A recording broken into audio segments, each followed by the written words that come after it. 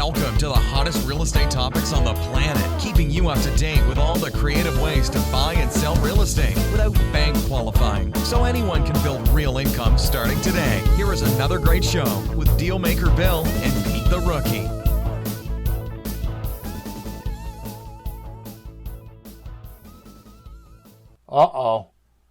Here we are at another episode of Frickin' Flipping Houses for Rookies.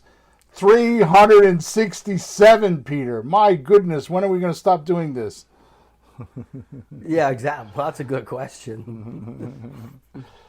Hard to believe. You keep coming up with ways. Things just keep moving along in this world. Yeah, there you go. They just keep going. 367 hours of talking about creative real estate. Who would ever think? Me. If I had $1. Yeah, exactly. All right, here's today's title for today's episode. Is creative real estate legal today? Okay. Here's a description. Get ready. Today we are going to tackle questions which are echoing in the minds of rookie investors and causing millions of dollars to not be made. Bold statement. In an area where traditional real estate is to be believed as the Realtor system and actually a monopoly. Rumors fly around that creative real estate is unconventional and borderline illegal. If you want to hear of triumphs and pitfalls, lessons learned, and unexpected twists and turns that come with venturing into the creative real estate territory, this podcast is for you. Find out if these strategies are the ticking time bomb you actually think they are or not. We will guide you through the legal intricacies of these transactions so you can personally unravel the mysteries that lie just below the surface and why others don't want you to know about them. So if you are ready to challenge the norms, to question the accepted, and embark on a journey of surprised answers and some shocking truth, plus inspire you to actually go financially free, then listen now. Whew. Some big words in there. There's a mouthful. Yeah. Okay, so let's do our housekeeping type activities first. First of all, wherever you are listening to us or watching us, please subscribe to us or to the channel so you know when we're here doing another show, a new episode. Also, please like us or dislike us or give us a rating wherever you're watching us or listening to us. We like to look at those, good, bad, or indifferent. As Mr. Eastwood said, he's 93 years old and still acting, that son of a gun. Clint Eastwood. Geez. Yeah. Somebody asked him, like, why are you still doing it? He says, well, what do you want me to do? Yeah. Why not? But as Mr. Eastwood said, the good, the bad, and the ugly, right? Yeah. So make sure you do that. Also, if you have any questions about anything we're doing, you can go to flippinghousesforrookies.com, and there's a support button on the top right-hand side that comes to us directly. You can go on WhatsApp and get into our Let's Talk Real Estate group, which is a free kind of mastermind group for creative real estate investors.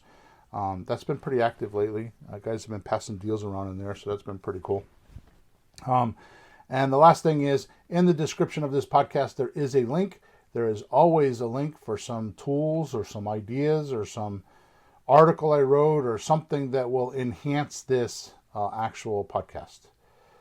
If you want to be part of the podcast, you can do that by going to Facebook, Twitter, or YouTube Thursday mornings, 9:30 a.m.-ish, Eastern Standard Time. We actually live stream. We record the podcast and live stream it to those platforms.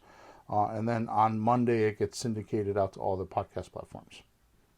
So we will answer questions. You could type questions in any one of those platforms. We will answer questions pertaining to the podcast. Other questions have to go to the other groups. So there you go. Here we go. You ready? Oh, I'm sitting down. I always try to shorten that thing up. You know, we always get here and it's like 5 minutes is totally wasted. I wish I didn't have to do all that, but it is. If I don't do it, I get a lot of support tickets and questions and yada, yada, yada. So, Hey, 5 minutes isn't bad. I've been on podcasts and coaching things that like 15, 20 minutes just saying hello, and then it's over another. So this is fine. Okay. We're good. Go we for have it. Peter's approval. Here we go. Start of podcast.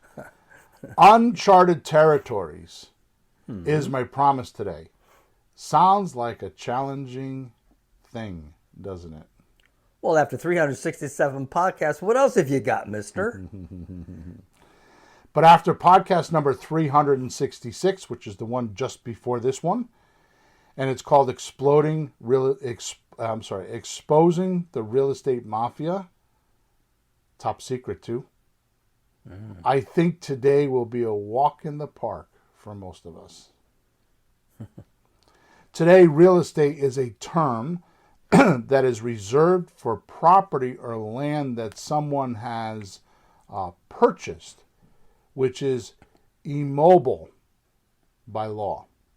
You can't move it by law. Now, you can move real estate, because we do have a friend that does that. He moves houses, right?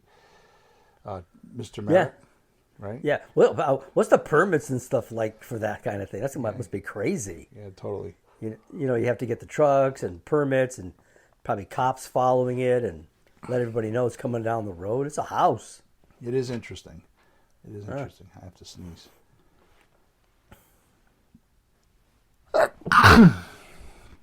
Oh, my goodness. Wow, another one. Bill's muting so you don't hear it, but he's definitely sneezing. Sneezing, yeah. All right. All right, so typically real estate is only discussed in terms of ownership or potential acquisition in today's market. Yeah. Right?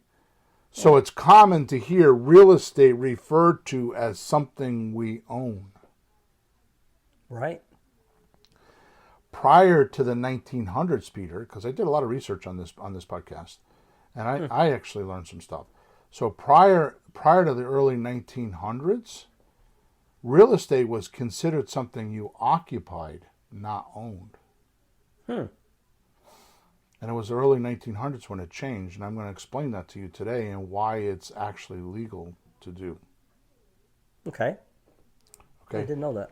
Historically, this shift has brought about many changes, right? Which has got us to where we are today. Right? So that back in the Roman times, you didn't own real estate; you occupied it. I mean, think about it. Back in the olden days, who owned all the real estate? Well, I don't know. I was going to ask you. I mean, there are places and times when you just go out on the prairie and you build something somehow, a log cabin. But if you were occupying it, who would own it? Like the rich people? Well, back in the old days, it was the kings and the queens. Yeah. The royalty, and then when the United States formed, it was the government. The government's the one that released all that land in Oklahoma. You know, that's where they had all these like stake races. You know, where you registered and you got a stake and you would run out, you know, with your horse or whatever, and you would stake a plot of land. Yeah. Right. The government owned it then. Yep. Wasn't I was individuals. speaking to a Cuban person that some years back you would win in a lottery a piece of land. They would give it to you, and then you had to build a house on it. Right. But they would give you the land, even in Cuba, for a while. Right. Right. So it was occupied, not owned. Right. Yeah. So with the establishment of the Federal Reserve Bank in 1913, now we already know who established that, right? It wasn't federal, and it's no reserve. Right? Real estate saw massive changes. Yeah. So we talk about it all the time. We talk about the book called The Creature from Jekyll Island. It's a 500-page book, which is very big. In about 40 minutes, you can get a recap of it from the author. on YouTube. Just go type in Creature from Jekyll Island. And as you pointed out last time we talked about it, it's not some play on words for a fancy title. Jekyll Island is actually an island off of the coast of Alabama. I think it was Georgia. I'm sorry, It's pretty close. I mean, you can get there either way. Georgia, yeah. Yeah, it's down there. So you can look it up. I've never been there. And it was a privately held island. So the reason why it was on the island is because it was privately held, and there was a meeting with big bankers, like the Childresses from England and Morgan, and Chase, and they had law people there, senators, and they had this private meeting. Secret. It was very secret. Secret. And so much so that they were not allowed to bring their servants, and they had to come in by train, and they were given specific instructions on what to put on their tickets to get on the trains and what to talk about on the trains. I mean, it was very, very well laid out. And that's how our monetary system to date was formed. And when you watch this, you realize that the American dollar is fiat money, which means it's legal money. That means you get arrested if you use any other kind of money in the United States, right? It means it's the only money that can be used by law. And that our monetary system is a complete scam. And we think the government runs it, but in truth, the government is not allowed to print paper money. It has to be, the Constitution of the United States says it can only be metal money. Or, not metal, but not paper, that's for sure. Well, gold, silver. Yeah. Yeah. Right. And the Federal Reserve isn't even any government agency. It's privately owned, isn't it? Right. It's not even, it's like people own it. It's like some rich guys, these guys. Well, I saw a documentary about a year or so ago saying that the Chase Manhattan Bank is across the street from the Federal Reserve in New York. And there's a tunnel that goes underground, and they actually, I was going to say. they actually show where they're moving gold between Chase and the Federal Reserve back in the day. But back in the day. They took the gold standard off. Nixon did that, I think, in 1979, or back then somewhere. And the reason why that's a problem is because it used to be that gold was predicated on how much money they could print. So in other words, like you said in the past, money is backed by gold. So if they only have so much gold, they can only print so much money. So the purpose of them taking the gold standard off is so they can print as much money as they want, which is what they do now. And our money is actually backed by T-bills, which is a fancy stock market word for mortgages. They're packaged mortgages. So our money is backed by real estate right now. Wow. Anyways, a little short diversion there. So in 1913, the Reserve Bank was created, right, and made massive changes. The bank established interest rate predictions, and coined the term Realtor. Oh, the bank did? Yeah. Oh, geez, I never heard that one. Yeah. That starts to get creepy. Right. So shortly thereafter, a law was passed to begin collecting income tax.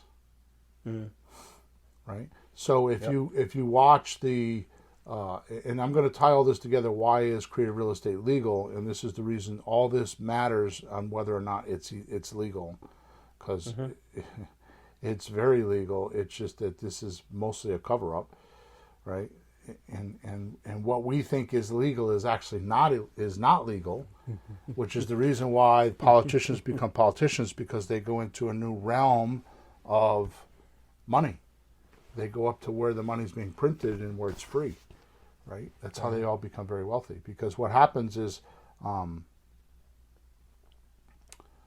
in the book Creature from Jekyll Island, I think that's it, or it might have been. I know Patrick Clouden, who has another pen name, wrote a book called the Economy or something like that, and he did a better job. That's like 150 pages. I forget the name of the book. I went looking for it the other day and I couldn't find it because I have hundreds, probably thousands of books right now. So, which I'm happy to find out because, anyways, I won't divert there because I just read one of the guys that I follow. He's got something like $20 million in books or something like that. Like, he's got a lot of books. Wow. Anyways, I thought I had a lot, but he's got a whole museum and everything. He's got old-fashioned books. Anyways, so in The Creature from Jekyll Island, they talk about the interest rate is what. So prior to 1913, there was no income tax, and there was no interest rate, right? Or it was variable. Yeah, right? well, So if you borrowed money from a bank, would it be like the banks just charge whatever they felt? They were all fair? they were all independent. So Independent, if you knew somebody, you could get hardly any interest rate, right? So, or no interest at all. Yeah. Well, they need the interest to run the bank and pay the staff. That's what they tell you. It's really the fees they get. But anyways, the point is that when they implemented this is what caused the Depression, because people, like the Rockefellers and all these guys that were making the railroads and all that, all of a sudden they got to start paying income tax, and it created quite the ripple effect, which is the reason why the Depression in 1930 has so many laws around it, which we still use. I mean, if it wasn't for those laws in 2008 when we crashed, we would have had another Depression. Wow. But because of the laws and the way they print money, they saved it. Took 4 or 5 years to dig out, but at least we didn't have the panic. Which, by the way, anyways, I'm getting way too. By the way, the reason why the depression is because of the rush to the bank. People were going to try to get their deposit money, and the banks only keep 10% of the deposit money. The rest of it they lend out. So they didn't have it. Right. They didn't have it, which caused the Depression. Right. So supposedly there was a shortage of cash, but that's what they say. Reference, It's a Wonderful Life. Yeah, exactly. James Stewart. Yeah. Just go watch that again this Christmas. You'll see it. Yeah. So shortly thereafter, the law was passed to begin collecting income tax. Right. So that was in the late 1900, like 1918 or 17 or something like that. Right around World War I. Yeah. Right. So in the following years, real estate and mortgages became accessible. Right. These actions were major contributors to the 1930 stock market exchange, like I was just talking about, the crash, right? And caused laws to be passed setting guidelines on foreclosure. Oh. Because foreclosure was not very good back then, right? It's like if you had a lender and you were 3.5 minutes late, your exact point with the movie you were just talking about. That's what the movie's about. Is they're lending money, and the bad guys are like, you're 3.5 minutes late, we're taking it back, because there were no laws. So they had to come up with foreclosure laws, right? And that required families to have ample time to pay their mortgage, right? And do it first, right? So they had ample time to pay their mortgage first, so before they would take it back, right? Right, which leaves us with the right on the front doorstep of asking, is creative real estate actually? I'm sorry, I'm going to give that again. Is creative real estate or creative financing legal? Right. So, let's put it this way: the answer. Okay. Creative real estate is not illegal. That's the answer. You can't get arrested. You can't get anything for doing creative real estate. It's not illegal. I think the only place where creative real estate has any trouble with the law is in Texas, if you're doing lease options over 6 months. And that's only if you do it incorrectly. You could technically do them over 6 months, but you got to do them correctly. Paperwork. Yeah. Right? So Texas, which, by the way, the solution in Texas is you don't do a lease option, you just do owner financing. See, here in this wonderful colored blue state of Connecticut, it takes about somebody could string you out for about 6 months on eviction. Yeah. Right. I mean, it's kind of hard to do that, but it's definitely 2 or 3 months. in Texas, in about 20 days on a mortgage, you could be foreclosed. 20. Yeah, it's under 30 days. Right? So creative real estate is not illegal. And if you hear somebody mentioning creative finance and think it's bad, well, that's in a mob movie. and we're definitely not referring to something as shady as that. That's Hollywood. Right? So if you hear creative financing, that's a mob movie, right? So does that make sense? Well, there's a right way and a wrong way to do it, I'll tell you that much. Yeah. But the thing that's crazy to me is, why do we need permission from anybody to conduct business? Like, if I sold you one of my guitars, or I sold you a car, or I bought a car from you and I sold it, which I've done, like, whose permission do you need to do stuff? Right. Oh, well, the house is bigger. Still, it's just stuff. Why do we need permission for people to dispose of our own belongings, however we choose? Exactly. So the easiest way to understand creative real estate or creative financing is to understand it allows buyers to leverage money that's already in the asset or the property. I'm going to come back to that in a little while, so just remember that, right? So can you say it again then? Yeah. So the easiest way to understand creative real estate or creative financing is to understand it allows buyers to leverage the money already in the asset or the property.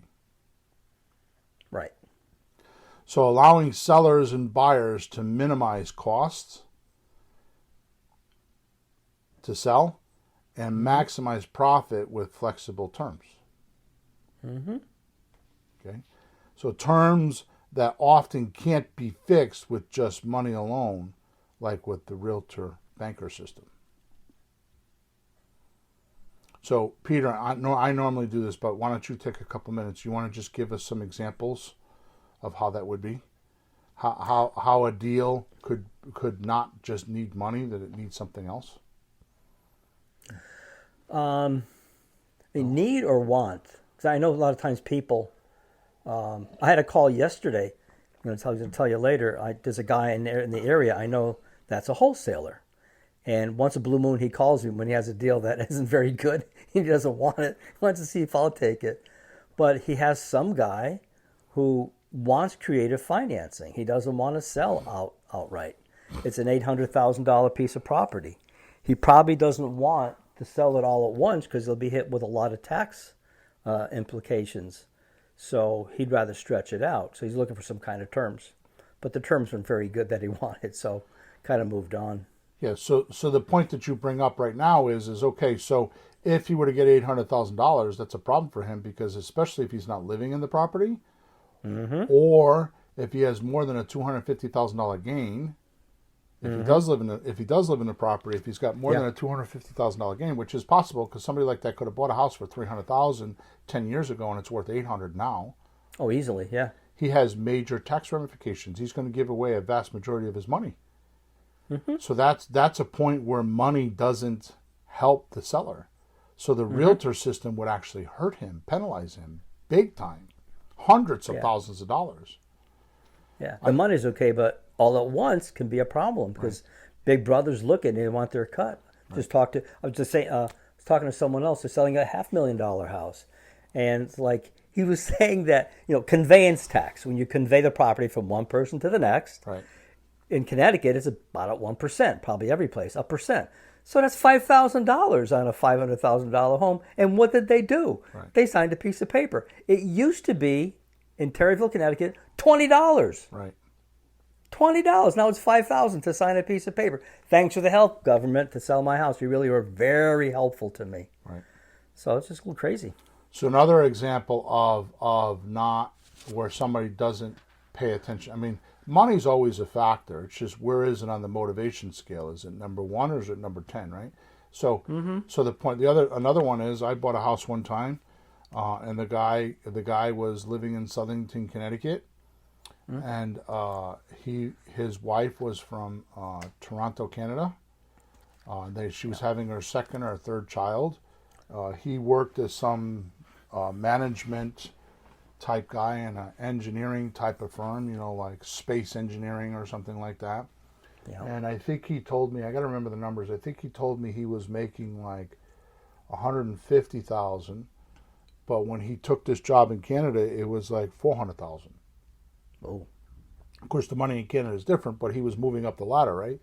And her family actually lived in that city where they were moving that he got the job. So she would have support. Mm-hmm. Well, here's the thing. He needed to be there in like 3 weeks. Yeah. Or 6 weeks or something like that. And there's It no was way, less than what it takes to do a conventional sale. and there's no way that the realtor could move that fast. So what ended up happening was just from a deal structure point, and again, I'm it's been a couple of years since I've done this deal, so I think if I'm correct, I could rent for like 1,600 or 1,700, on a rent to own, Yeah. and his mortgage was 1,500 or 1,600. It was close. So what I did is I said to him, I could do the deal. I could do everything you want me to do except for that payment. He says, what do you mean? I said, I can only pay like $1,200.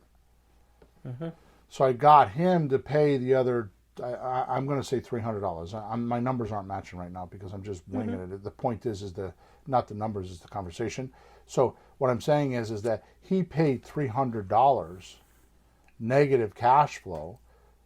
I paid him. We'll say I paid him $1,200, and I collected, and his mortgage was $1,500. We'll just say that, right? So I was paying him $1,200, and he was paying the mortgage for $1,500. Now that's $3,600 a year, and I had a 2-year lease option with him. So that cost him $7,000. Was that $7,000 worth it for him? Number one, because I saved him. How much did I save him on closing costs? Oh, right there, you're done. Right, it would cost him twice that. It was if I'm not mistaken, it was a $300,000 house. So there's 30 grand right there, minimally, maybe more, right? 25, 30 grand easily right there. Plus he had the point of going to another job, making another $150,000 a year. Did he care about that $3,600 a year? No. No, I can do math. 150,000 minus 3,600. Yeah.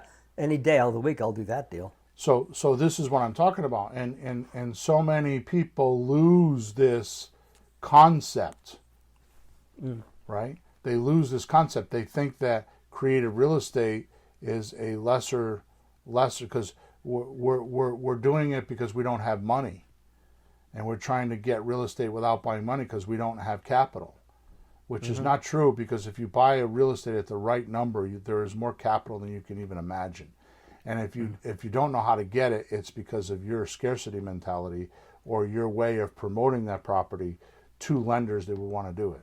I mean, my example always is that if you had a $10,000 Mercedes and it was your grandmother's Mercedes and she passed away, right?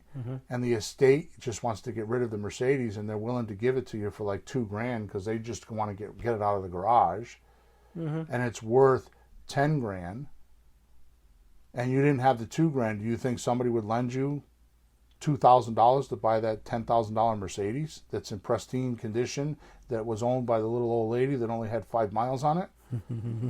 You see what I'm saying? Yep. There's no minimally you can go sell it to somebody else for $3,000 or $5,000.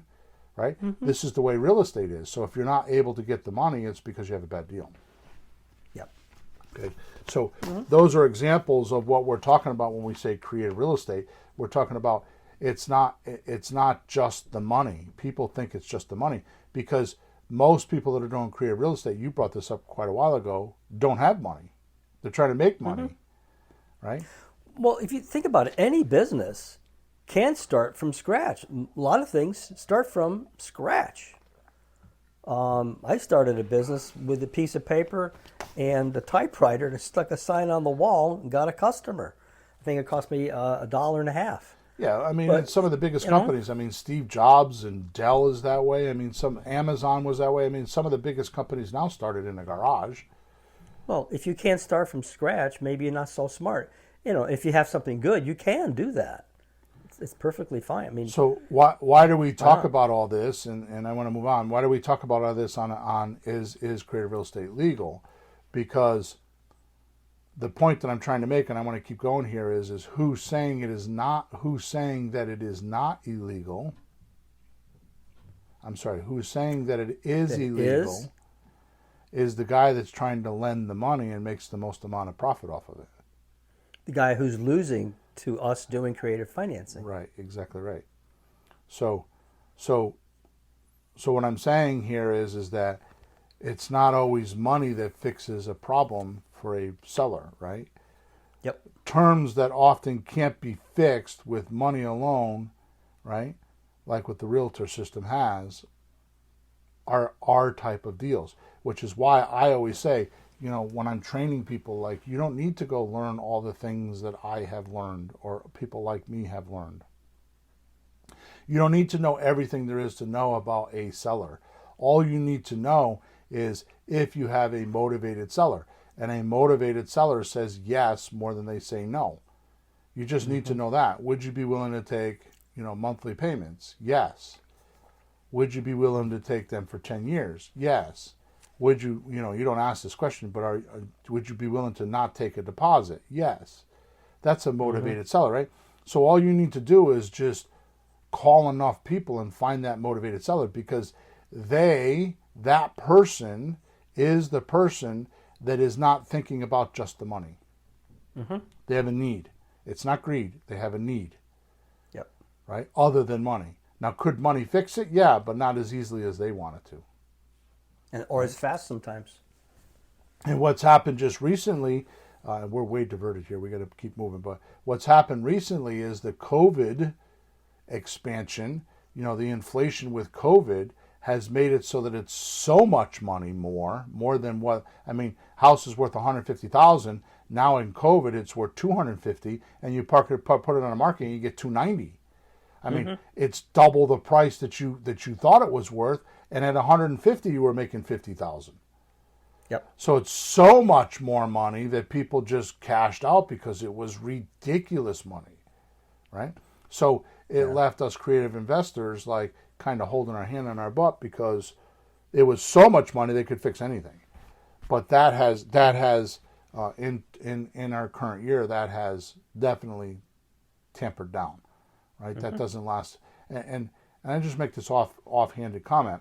What most people don't realize, Peter, is that the good times, we'll say the last 3 years with COVID, right? The good times are always shadowed with 2 or 3 times length in bad times.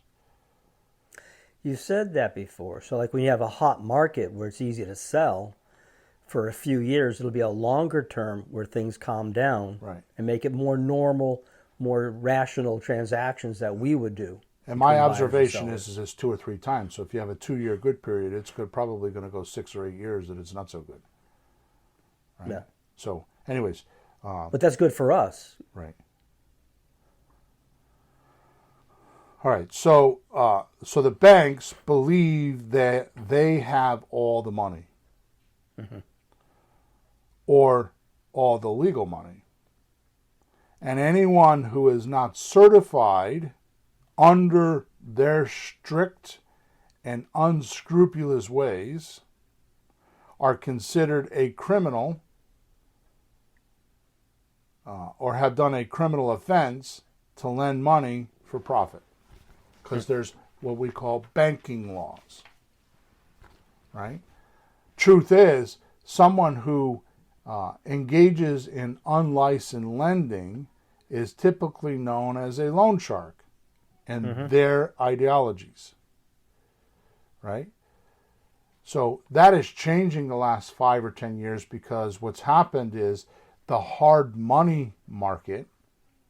Hard money used to be, like, for example, when I first started, there was a guy that I met that was a hard money lender, right? He had sold a trucking business up in Windsor, Connecticut. Yeah. Right? It was a big trucking business. He got $10 million. So he was lending, his son gave me the idea that we should lend on real estate.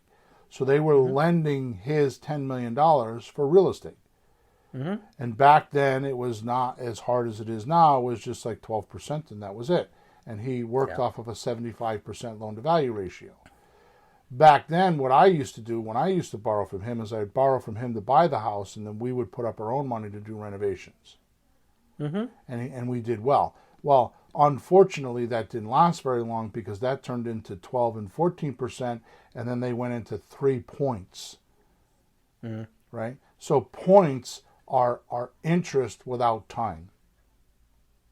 See, interest needs time. You need 30 days or 60 days or 12 months to be able to. So APR, annual percentage rating, right, is 12 months of interest. So if you say it's 18% or 12% APR, that means it's 12% over the course of 12 months. It takes 12 months to get the 12%. Right. Points, you don't need time. Points is you close and you got to give us 3 points, which is 3% of the loan amount. Up front. Up front. And you didn't even borrow or use the money yet, but they want the money back already. Right. So they changed the name of it. And so, but my point in talking about this is what's happened is the banks realize that they can have a different division and impose their rules, but just change a few of them. Like instead of calling it interest, they call it points. And so most hard money lenders now are banks.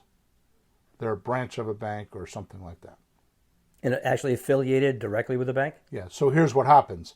I'm so, oh my God, so way off topic. Here's what happens. I know a guy, his father owned 350 doors or something like that in Middletown, Connecticut, and his son wanted to lend money. So we did a deal together. I was one of his first suspects, which was not I only did it once because he ended up. So here's what happens. He had a bank tell him, oh, if you want to lend money, no problem. How about if you do this? If you put $1 million in our bank, we have a special program. We'll give you a $3 million credit line. So his $1 million just tripled. So he put $1 million in the bank, and he got a $3 million credit line. Here's what happened. All of a sudden, the banker was underwriting all of the loans because the bank had stipulations on how he could use their credit line. Yeah. You see? So that's hard money, right? So I'm not sure why I got off on that tangent, but what I'm saying is that is their ideologies. They think they're the only ones that have money. It's perfectly legal for an individual and other organizations and other banks or credit unions to lend money. Now, I'm not going to get into this, but they have the Dodd-Frank Act. I'm sure somebody's going to want to talk about that. Dodd-Frank is very easily beat, and I shouldn't say this on public ways, but Dodd-Frank says you can't have more than 3 loans. You can't have more than 3 loans. So first of all, that's not a house. That's a loan. That's like, here's money to go buy a house like a bank would do. And I've had my lawyer go over this with me over and over. I've gone to 2 or 3 times. Dodd-Frank Act is 3 loans under one entity. So you can have as many entities as you want, and you can have as many loans as you want as long as you change entities. Because the way the law reads is it's only 3 entities, right? I mean, only 3 loans under one entity, right? Yeah, so one LLC could have 3 loans, another LLC could have 3 loans. Okay. Right. Or different setup, partnership. But the banks try to keep a short leash on rates and how to be able to charge god-awful fees, right? And God forbid they reveal how much the banks make or jeopardize its scam. See, that's what they're worried about. If other lenders are lending, then it would reveal this whole thing we talked about with Jekyll Island, and that it's actually a big fat scam. Ew. Right? So this is the reason we do a lot of interest-free loans. That's why we offer on Free and Clear, we'd rather give an extra 5 or 10%, $10, $20, $30, $50,000, but just do principal-only payments. Right? It keeps us out of the sight of these suppressive laws in people. Right? So when you do bill math, my type of math, right? There's no interest unless you are talking about a loan you're buying, right? So like subject to, you're taking over a loan that's already existing. Yeah. There's already all the terms of their interest rates and all that. So that's what subject to means is that, Mr. Seller has a mortgage of $150,000, right?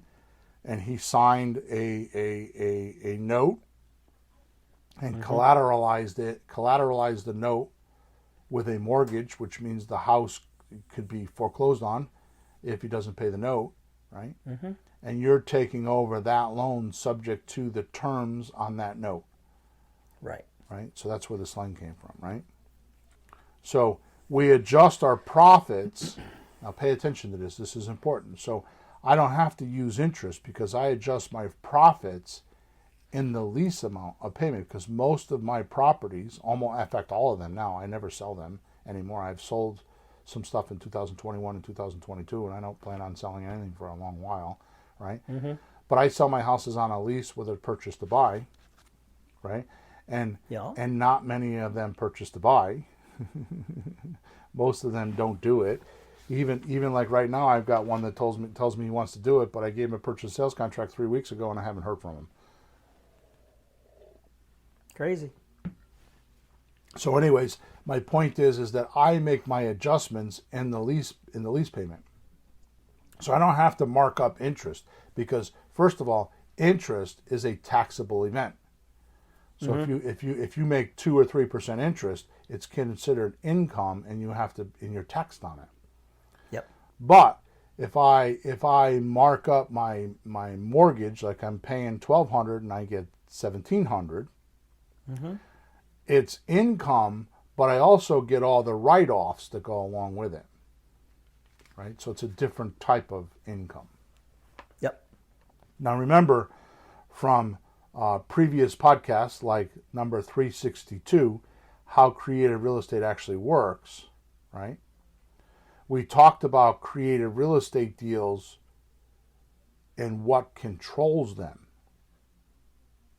right? So the Realtor system, so let me just read this because I'll go off on a tangent. This is much different than the Realtor system that deals with the property itself, not with what controls it.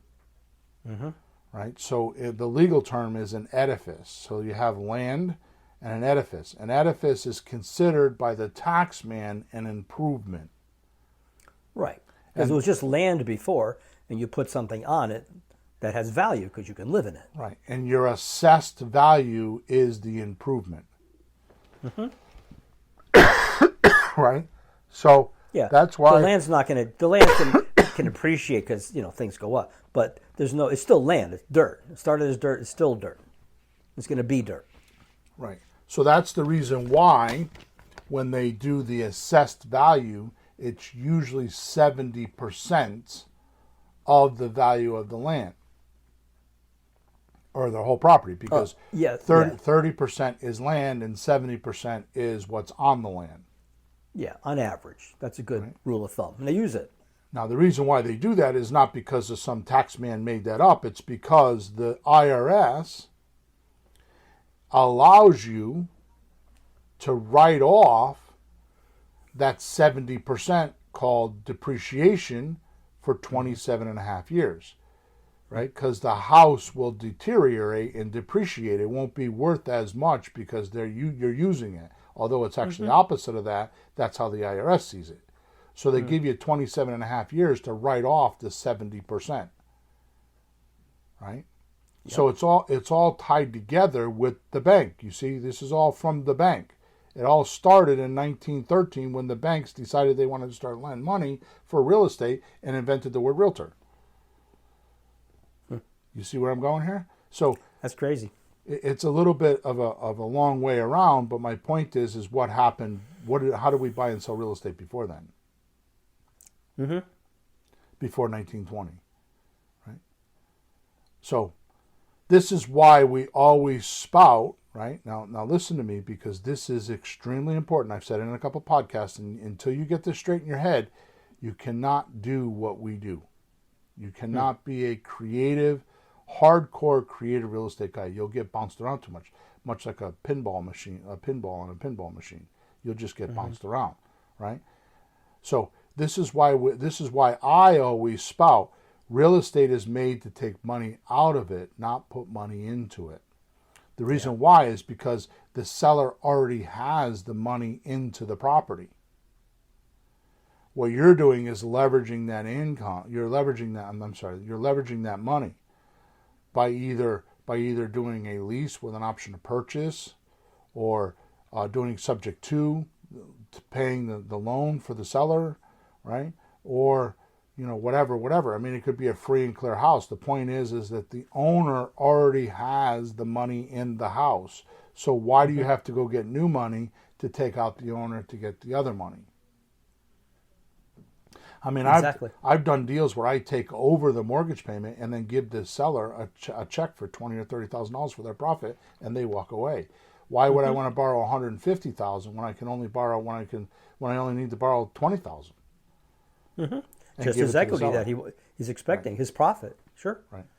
And we talked about that in our seller financing podcast, and you made a very valid point, which we have to address, because there's owner financing and there's seller financing.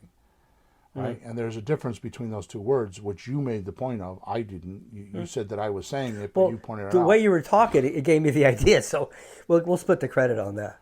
But I've heard that owner and seller. So you can sell something that you don't own. Yeah. So owner financing would be if it's free and clear and you own the property outright. Seller financing is when you finance your equity. There's a difference. Okay.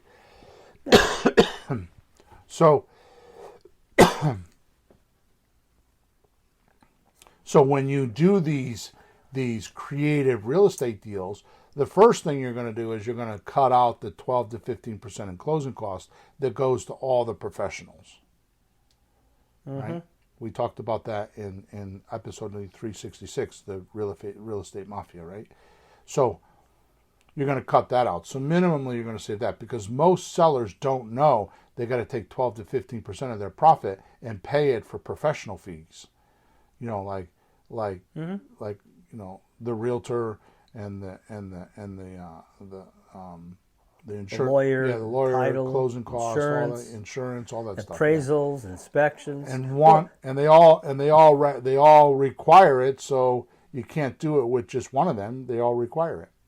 It's either all or nothing. But the thing is, we're actually doing most of that work ourselves as the professionals. Right. So we're earning that money by doing the work. We found the house. We're selling the house. We're making sure the house is okay. We do our own kind of inspection, fix things as needed, and then move on. We're actually doing that work. Right. So we're getting paid that. You know how I figured that out? No.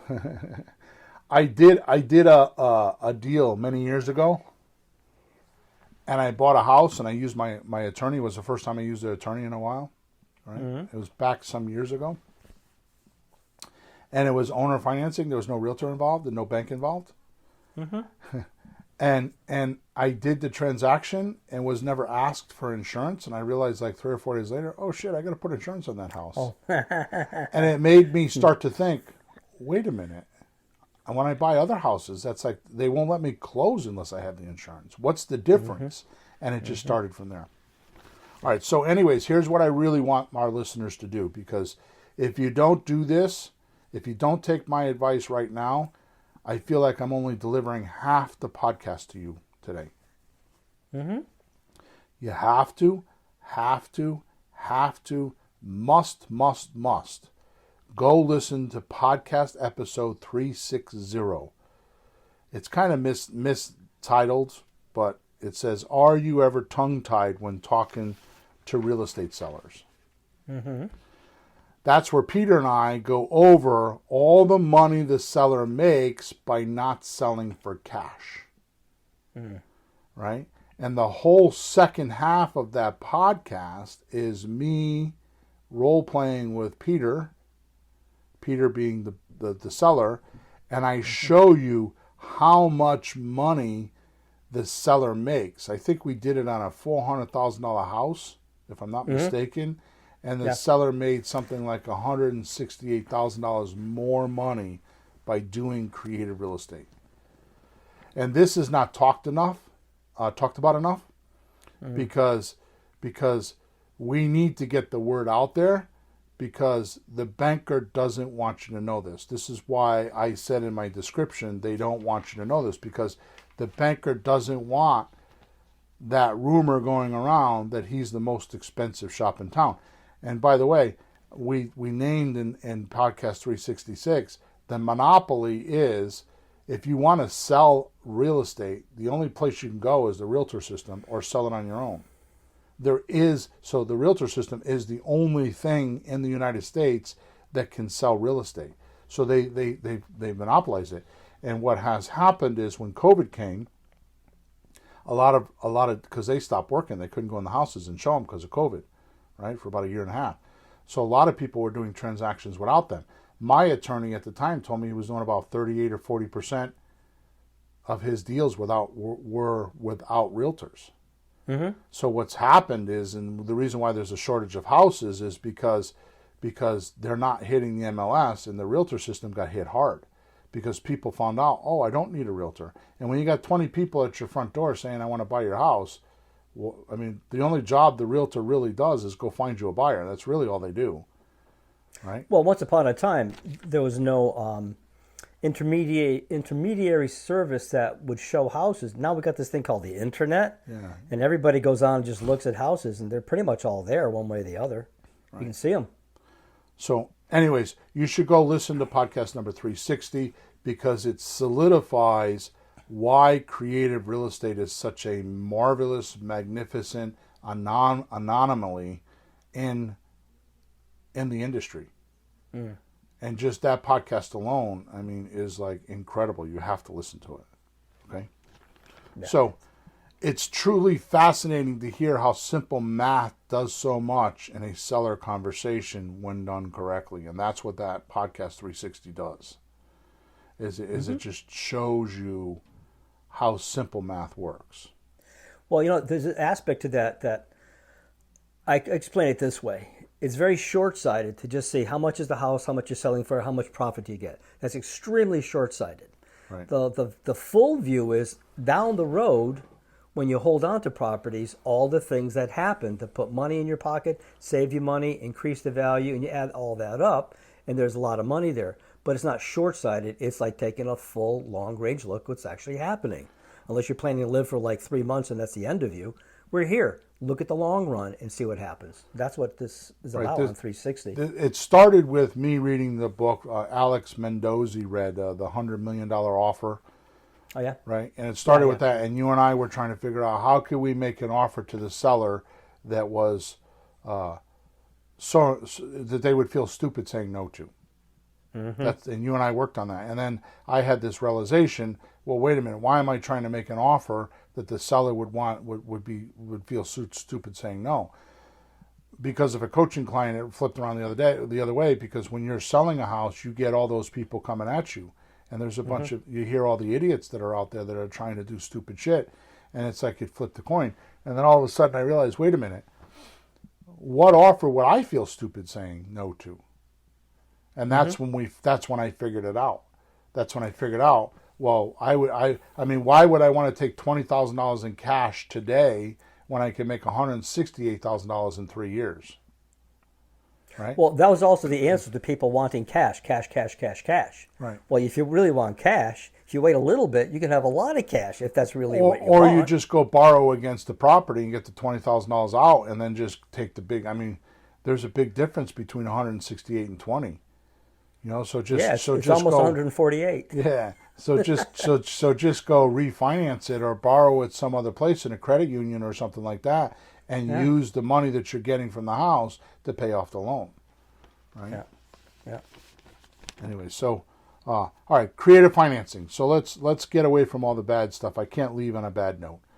Okay, I don't want to leave on a negative, like, these suppressive bankers are going to take us down.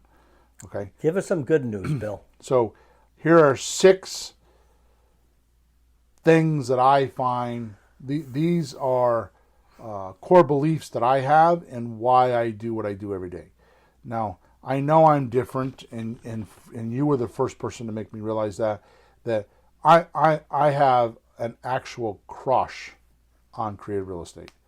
I'm completely obsessed with it.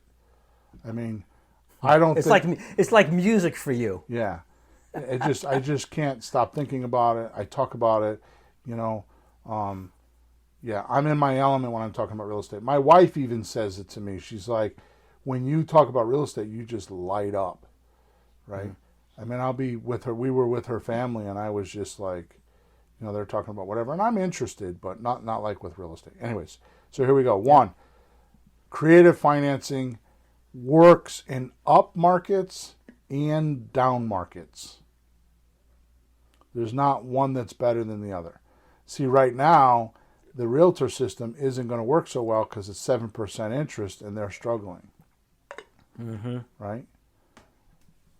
Number two, it's flexible and fast. Creative financing is flexible and it's fast. Mm-hmm. Right? Number three, creative financing. In creative financing, these deals are virtually unlimited supply. It's not like with a bank, you go get a loan and sooner or later you cap out with your loan to income ratio, right? Mm-hmm. These, especially if you're doing subject to deals, you could just do as many as you want. Right? There is no limit. There's no limit on how much you could borrow from a bank because we're not using banks. So we could just keep buying because the property finances it. It's not the bank that's financing it. Yeah, and not only that, but we put them in trusts and we put them in entities and we spread them out and we are doing asset protection and we put them in some cases IRAs, and it's all spread around. And more importantly, if you do it the way we do it, people don't know you own it. Mm-hmm. So when they look you up, they don't know that you own 25 properties. Right? Yep. 4, creative financing is very flexible and negotiable. Very negotiable. It's a matter of your imagination. Mm-hmm. Or lack thereof, right? It's definitely, number 5, it's definitely less risky. Mm-hmm. I go take a loan with the bank and it goes bad. They're not only taking the asset, but if they need more money, they're going after my other assets. Yep. Right?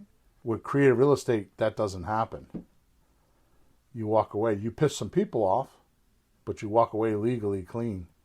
Mm-hmm. Right? I mean, there's just no other way to put that. It's just, there is no risk if you do it correctly. Yep. And number 6, and very often these folks in the deal become friends and sometimes partners. If you do them. I have made lots of friends and know a lot of people. I'll be in grocery stores. I never forget one time with my kids, and my kids used to tease me all the time because they used to say, Dad, how do you do? I got a guy. Dad, how do you do? I got a guy. Mm-hmm. Dad, who are you talking to? One of my guys on the phone in the car. You know what I mean? So after a while, they used to tease me all the time about my guys, right? And then one day, my oldest daughter, who's 32 now, she was very young back then, 10, 12 years old. She's like, Dad, how come every place we go, you know somebody? Even on vacation, we'll be like in South Carolina, and I'll like run into somebody. It's the weirdest thing in the world. We'll be in Florida, and we'll run into somebody. And it's because of what I'm telling you, because, I do business, and that's how I've survived 30 years. You make friends, and sometimes you turn them into partners. I've got coaching clients I've got 2 or 3 coaching clients that are partners with me. Mm-hmm. And we do business monthly, daily. Some of them, Sean is one of them. I talk to him daily. Mm-hmm. Right? We just started a software company that's exploding. Mm-hmm. Right? So, all right. So before we end, let's talk about the final point. So we learned that creative finance is not illegal at all. Right? Mm-hmm. So it's not illegal at all. It's far from it. So now we should ask. Now what we should ask is it ethical?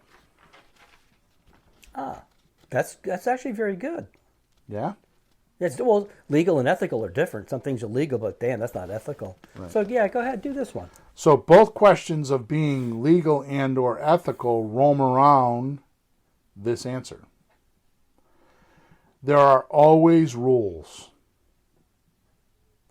Sometimes we call them regulations or even laws. Mm-hmm. But not always. Sometimes they are just called rules. Mm. And these rules, regulations, and even laws don't tell you what to do, but more like what not to do. Mm-hmm. And this leaves the road wide open to creative ideas as long as you do the responsible thing and be the most ethical person in the room. Mm. So when you're doing deals, you're dealing with somebody that doesn't know about what you know, and you have to take responsibility and write that contract as if you defaulted and they had rights. You don't want to taint it, and if you can't do that, you won't last long. So you have to make sure that everybody in the deal wins. Mm. So that means your seller, that means your buyer, that means your lender, and that means you and your family. Mm-hmm. And that's what's magical about creative real estate is you could keep twisting it around, spinning it around, until it works for everybody. Yep. So the average person only buys one or two houses in a lifetime, right? Mm-hmm. So they don't know, but you should, right? It's like going to a lawyer, right? Or going to a doctor. Hell, here's one. Go to your auto mechanic, right? Sure. He needs to be ethical. That's why you go to him, because you trust him. Well, it's not really that hard to have an ethical business. You just find something that somebody needs and you help them. You find somebody else that needs something, you put them together. It's not that hard. Making money isn't taking advantage of people. That's called being a criminal. Right. You serve up good food, people like it, and they pay you for it. Right. You fix a car, you do a good job, they pay you for it.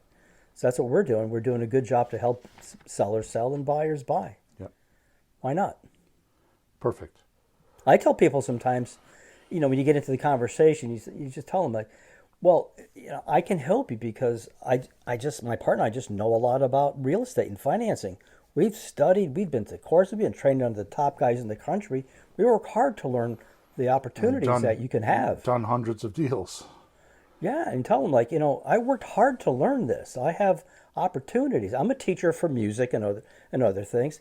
You learn how to do that so you can help people. Yeah, not so just that's why I say we need to move on. So that's why I say creative real estate is not made to learn; it's made to do. Mm-hmm. Because once you understand that there is no risk and that it's not illegal, there's no reason why you can't do deals just to test them out. Especially lease option, the slot deal and the rent to own deal, there is no legal ramifications at all. All right. Well, anything with an option. Yep. So this is why I did podcast number 358. Why many rookies lose deals without boundaries. It falls right into the conversation of being legal or ethical. Now, that's another good podcast, because here is why. If you work out in your own head and write down the parameters you have for your business and yourself, you will never, ever, ever, never, ever have legal or ethical problems or situations to deal with. And in that podcast, what I pointed out was these 4 things. These are the boundaries you need to figure out for yourself. And if you're listening to me now, you should write these down. Or pause it, and then come back when I say them, because I'm going to say them now. Because if you do this, or you should go listen to podcast number 358, right? So here are the 4. 1, what would you do or not do for a deal? That poses ethics, doesn't it? Mm-hmm. 2, what would you do or not do once the deal is complete? Mm-hmm. 3, what expectations will you meet or not meet doing real estate? Right? What expectations will you meet or not meet doing real estate? So why are you doing it? Mm. And is it worth being unethical? Mm-hmm. Number 4, what expectations does the seller have, and don't have, and how will you meet those?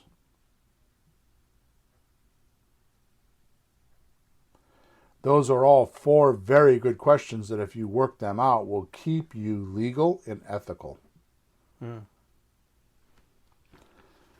Nice and clean. See? So you should write them down and work them out in your own life, or listen to podcast number 358, right? And I expect most won't and pay little attention to them, because that's how this works. But if you use them correctly as a sort of compass, you will soon see it is a secret of success in doing lots of ethical and legal gargantuan creative real estate deals that will allow you to retire early if you choose to. You'll soon find out that it is not too hard to make a living with creative real estate if you do these things. But in fact, it is harder to make a living and have a life unless you figure out your own boundaries first. Use them and you'll work less and make way more, because you know what you are looking for to hit the bullseye. Now, I know that we're 5 minutes over, but I can tell you that I have done a lot of stuff. Not more than anybody else, not less than anybody else. I have a lot more to do. But I've written goals and, figured out my purposes and done administration scales and I've always had affirmations, all that stuff. And I do none of that anymore. But I will tell you, when doing that, it is amazing that if you decide that you want to blah, blah, blah, you'll be in the most strangest place and that thing will show up. In the grocery store line, in the aisle, at a restaurant. I've had some of the best money-making ideas happen to me while I was in a gift shop with my wife on a weekend because we went to a museum. I read a book and I get a title or something, and it's like, when you're relaxed, you think better. Right? Yeah. I just read a book by Dan Sullivan. It's called Thinking About How You Think. Freaking phenomenal book. Right? I'm going to talk about that next episode. Okay, so hopefully I went a little profound today and I kind of went off on a few rants. Hopefully the podcast was not too long for you. Give me a thumbs up if you thought you liked it. Let me know that if you didn't like it so I can make adjustments later, but I really kind of poured my guts out today. So anyways, thank you for listening to us. Thank you for our support, your support. Podcast number 368, which is the next podcast. In our world, it's next week. The title is, Are You Ignoring Creative Real Estate Normally But Don't Want to? That's going to be an interesting podcast. Okay, so don't forget to subscribe to our wherever you're listening to us. Make sure you give us a review or like us or dislike us.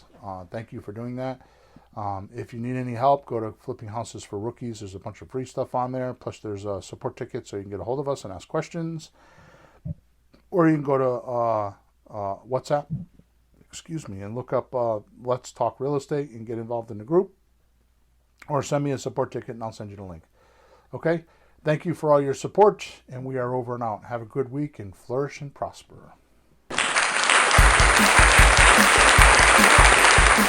Thanks for tuning in to the hottest real estate topics on the planet with Bill and Pete. If you want to continue learning how to buy and sell real estate without money or credit, head over to flippinghouses.club for some cutting-edge real estate wealth tools. Or contact us at info@flippinghouses.club.